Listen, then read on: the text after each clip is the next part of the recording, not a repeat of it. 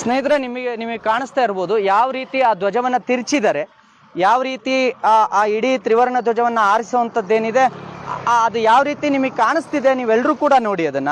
ನೀವು ಇಂಡಿಯನ್ಸ್ ಅಲ್ವಾ? Indian flag ಯಾವುದು? ನೀವು ಹೇಳಿ, ಇಂಡಿಯನ್ ಫ್ಲಾಗ್ ಯಾವುದು?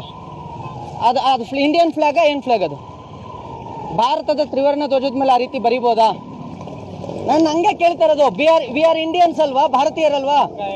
ನೀವು ಹೇಳಿ, ಆ ಧ್ವಜದ ಮೇಲೆ ಆ ರೀತಿ ಕೇಸರಿ ಬಿಳಿ ಹಸಿರು ಅಂತ ನಮ್ಗೆ ಏನು ಹೇಳ್ಕೊಡ್ತಾರೆ? ಯಾವ ಬಣ್ಣ ಅದು? ಯಾವ ಧ್ವಜ ಅದು? ಇಂಡಿಯನ್ ಫ್ಲಾಗ್ ಅಲ್ವಾ ಅದು? ಇಂಡಿಯನ್ ಫ್ಲಾಗ್ ಅಲ್ಲಿ ಅಶೋಕ ಚಕ್ರ ತಾನೇ ಇರಬೇಕು. ಆ ರೀತಿ ತಿರ್ಚಿ ಆರಿಸಿರೋದು ಸರಿನಾ? ಈಗ ಇಂಡಿಯನ್ ಫ್ಲಾಗ್ ಮೇಲೆ ಆ ರೀತಿ ಅಶೋಕ ಚಕ್ರದ ಬದಲು ಆ ರೀತಿ ಬರ್ದು ಹಾಕೋದು ಸರಿನಾ? ನಾಳೆ ಅಲ್ಲಿ ಬೇರೆ ಯಾರು ಬೇರೆ ಏನಾರು ಇರ್ಲಿ, ತಪ್ಪ ಸರಿನಾ ತಪ್ಪ ಅದು? ನಾನ್ ಕೇಳೋದು ಫ್ಲಾಗಿಗೆ ತೆಗಿಸ್ಬೇಕು ಅಂತ. ಅದಕ್ಕೆ ಅಲ್ಲ, ತೆಗಿಸ್ಬೇಕು. ಹಾಕಿರೋದು ಯಾರು? ಅಲ್ಲ, ಇರ್ಲಿ, ಹಬ್ಬ ಇದ್ರು ಹಬ್ಬದಲ್ಲಿ ನಿಮಗೆ ನಿಮ್ದೇ ಧಾರ್ಮಿಕ ಧ್ವಜ ಇದೆಯೋ ಇಲ್ವೋ? ಇಸ್ಲಾಮಿಕ್ ಧ್ವಜ ಇದೆಯೋ ಇಲ್ವೋ? ಇಸ್ಲಾಮಿಕ್ ಧ್ವಜವನ್ನ ಹಾಕಿ. ಇಸ್ಲಾಮಿಕ್ ಧ್ವಜ ಇಲ್ಲ ನಮ್ದು, ಇಂಡಿಯನ್. ನಾವು ನಾನ್ ಕೇಳ್ತಾ ಇರೋದು, ನೀವು ಭಾರತೀಯರೇ. ಭಾರತೀಯ ಧ್ವಜವನ್ನ ಎಲ್ರು ಈ ರೀತಿ ಬಳಸ್ಕೊಳ್ತಾ ಹೋದ್ರೆ ನಾಳೆ ಏನಾಗುತ್ತೆ? ನೀವ್ ಹೇಳಿ, ನಾಳೆ ಇನ್ನೊಬ್ರು ಬಂದು ಬೇರೆ ಏನೋ ಬರೀತಾರೆ, ಹಾಗೇನಾಗುತ್ತೆ? ತೆಗಸಿ, ಬೇಗ ತೆಗಸಿ ಅದನ್ನ. ದೇವರ ಬೋಧನೆ. ನಾಳೆ ಕೆಲವರು ಇನ್ನೇನೋ ಬರೀತಾರೆ ಫ್ಲಾಗ್ ಮೇಲೆ. ಭಾರತೀಯರೇ, ಅದು ದೇವರ ಬೋಧನೆ ಮಾಡಿರೋದು. ದೇವರ ಬೋಧನೆ ಅಂದ್ರೆ ಅದು ದೇವರನ್ನ ಇಡೀ ಎಲ್ರು ಒಪ್ತಾರ ಭಾರತದಲ್ಲಿ? ಇಲ್ಲ, ನಾವು ಮುಸ್ಲಿಂ ಮಾತ್ರ ಒಪ್ತೀರಾ. ಹಾಗಾಗಿ ಹಂಗಲ್ಲ ನೋಡಿ. ಪೂಜೆ ಮಾಡೋ ಈಗ ಮೇಡಮ್ ನೋಡಿ, ಇವರು ದೇವ್ರ ಬೋಧನೆ. ನಿಮಗೆ 2007ರಲ್ಲಿ ಧ್ವಜ ಸಂಹಿತೆ ಅಂತ ಬಂತು. ಇಮಿಡಿಯೇಟ್ ತೆಗ್ಸಿ ಅದನ್ನ. ಮೇಡಮ್ ನಿಂತು ನೀವೇ ಅದನ್ನ ಇದ್ ಮಾಡಿ, ಅದನ್ನ ವಶಕ್ಕೆ ತಗೋಬಿಡಿ ಮೇಡಮ್. ಆ ಫ್ಲಾಗ್ ವಶಕ್ಕೆ ತಗೊಳ್ಳಿ, ಅದನ್ನ ತೆಗೆದು ನಾವು ಸ್ಟೇಷನ್ ಕೊಡ್ತೀವಿ, ನಂದಿನ ಸ್ಟೇಷನ್ ಕೊಡ್ತೀವಿ.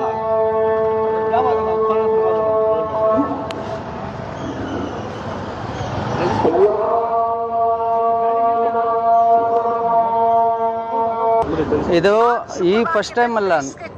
ಇಲ್ಲಿ ನೋಡಿ ಎಷ್ಟು ಸಲ ಇಶ್ಯೂ ಆಗಿದೆ ಇದು.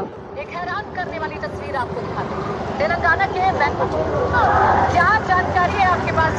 की बहुत बड़ी जानकारी, बहुत बड़ी ಹಾಕಬಾರ್ದು ಅಂತ ಎಷ್ಟು ಬಾರಿ ಆದ್ರೂ ಕೂಡ ಮತ್ತೆ ಹಾಕ್ತೀರಿ ನೀವು.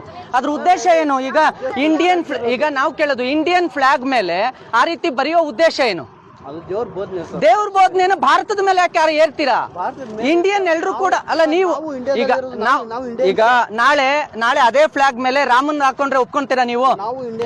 ಇಂಡಿಯನ್ಸ್ ಎಲ್ರು ಕೂಡ ಭಾರತಕ್ಕೆ ಮತ್ತು ಸಂವಿಧಾನಕ್ಕೆ ಪೂರಕವಾಗಿರ್ಬೇಕು, ಇಸ್ಲಾಂಗಲ್ಲ. ಭಾರತಕ್ಕೆ ಗೌರವ ಇಸ್ಲಾಂದು. ಈಗ ನಾವು ಕೇಳಿ, ಈಗ ನೀವು ಅದ್ರ ಮೇಲೆ ಬರ್ದಿರೋದು ಇಸ್ಲಾಂದ ಅಥವಾ ಭಾರತದ್ದು? ತೆಗಿರಿ ಅದನ್ನ ಅಂತಂದ್ರೆ ತೆಗಿಸ್ತೀನಿ ಅಂತ ಹೇಳ್ತಿದ್ರೆ ಸ್ಪಾಟ್ ಅಲ್ಲಿ ತೆಗಿರಿ ಅದನ್ನ.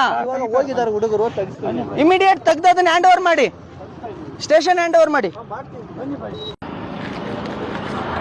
ಸ್ನೇಹಿತರೆ, ನಿಮಗೆ ಕಾಣಿಸ್ತಾ ಇರಬಹುದು ಧ್ವಜ. ಈ ಧ್ವಜ ಏನಿದೆ, ಇಡೀ ಭಾರತವನ್ನ ನಾವು ಇಸ್ಲಾಮೀಕರಣ ಮಾಡ್ತೀವಿ ಅನ್ನೋ ಏನು ಇದಿದೆ, ಮನಸ್ಥಿತಿ ಇದೆ, ಮಾನಸಿಕತೆ ಇದೆ. ಈ ಮಾನಸಿಕತೆಯನ್ನೇ ನಾವು ಇವತ್ತು ತೋರಿಸ್ತಾ ಇದೀವಿ. ಭಾರತದ ತ್ರಿವರ್ಣ ಧ್ವಜದ ಮೇಲೆ ತಲವಾರ್ ಹಾಕಿ ಅವರ ಕಲ್ಮ ಅಂತ ಏನ್ ಕರಿತೀವಿ, ಇಡೀ ಕಲ್ಮವನ್ನ ನೀವು ಅದನ್ನು ಸೂಕ್ಷ್ಮವಾಗಿ ಗಮನಿಸಬಹುದು. ನಿಮಗೆ ಅದು ಕಾಣುತ್ತೆ. ಭಾರತದ ತ್ರಿವರ್ಣ ಧ್ವಜದ ಮೇಲೆ ಈ ರೀತಿ ಮಾಡಿ ನಮ್ಮ ತ್ರಿವರ್ಣ ಧ್ವಜವನ್ನ ಅಪಮಾನ ಮಾಡುವಂತದ್ದೇನಿದೆ, ಇದನ್ನ ಇಲ್ಲಿಯ ಹಿಂದೂಗಳು ಯಾರು ಕೂಡ ಕೇಳೋದಿಲ್ಲ. ನೀವು ಇಡೀ ಭಾರತವನ್ನ ಇಸ್ಲಾಮೀಕರಣ ಮಾಡ್ತೀವಿ ಅನ್ನೋ ಮಾನಸಿಕತೆ ಏನಿದೆ, ಅದೇ ಮಾನಸಿಕತೆಯಲ್ಲಿ ಈ ಧ್ವಜವನ್ನ ಹಾಕಿರ್ತಕ್ಕಂಥದ್ದು ನೀವು ನೋಡಿ, ಸೂಕ್ಷ್ಮವಾಗಿ ಗಮನಿಸಬಹುದು. ಈಗ ನಿಮಗೆ ಕಾಣುತ್ತೆ ಭಾರತದ ತ್ರಿವರ್ಣ ಧ್ವಜದ ಮೇಲೆ ಯಾವ ರೀತಿ ಅವರು ಅವರ ಕಲ್ಮವನ್ನ ಅಂದ್ರೆ ತಲವಾರುಗಳನ್ನ ಹಾಕಿ ಇಡೀ ಅಶೋಕ ಚಕ್ರ ಏನ್ ಬರುತ್ತೆ, ಆ ಅಶೋಕ ಚಕ್ರದ ಜಾಗದಲ್ಲಿ ಅವರು ಯಾವ ರೀತಿ ಇದನ್ನ ಮಾಡ್ತಿದ್ದಾರೆ, ಯಾವ ರೀತಿ ಇದನ್ನ ಪ್ರದರ್ಶನ ಮಾಡ್ತಿದ್ದಾರೆ ಅನ್ನೋದನ್ನ ನೀವೆಲ್ಲರೂ ನೋಡ್ಬೋದು. ಈ ಕಡೆ